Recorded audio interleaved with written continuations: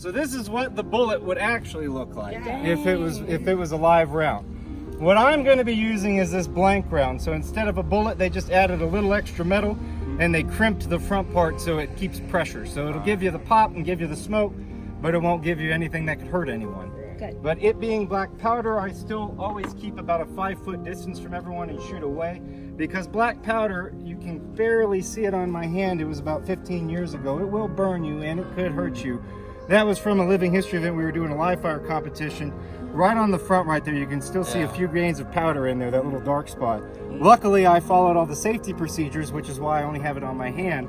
The muskets of the Civil War, you had to take a paper cartridge, tear it, pour the powder in. These live fire competitions that we had, the rounds they sold me were very old. The wax they put around the bullets after about a year turns into its own form of a pasty substance, and I was unaware of this. So I we were doing a speed competition. I fired the first round, and then I immediately started reloading without realizing there's some smoldering paper that had gotten stuck to the tip.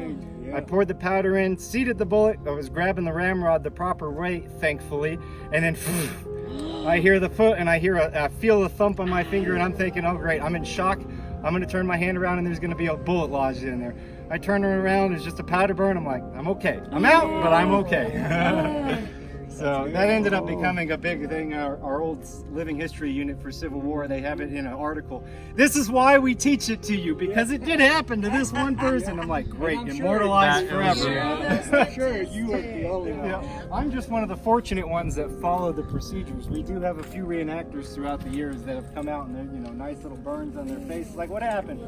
Or didn't do the weapon training correctly. It's like, all right.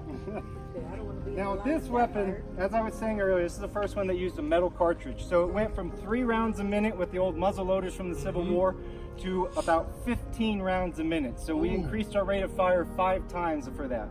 All it was a gravity-fed design. It was called a trap door because of the literal trap door on the back. That's how creative the Army was with their nicknames and stuff. So by opening it up from the rear, all I have to do is load the bullet. Closing the door, I am now ready to load, or ready to fire, I mean. I'm currently at the half cock, which is called the safety in those days before they had any selector switch. But by going to the full, I'll be ready to fire. Fire in the hole! Fire in the hole! That way if anyone yells at me, I've already said it. You're my witnesses. Ready?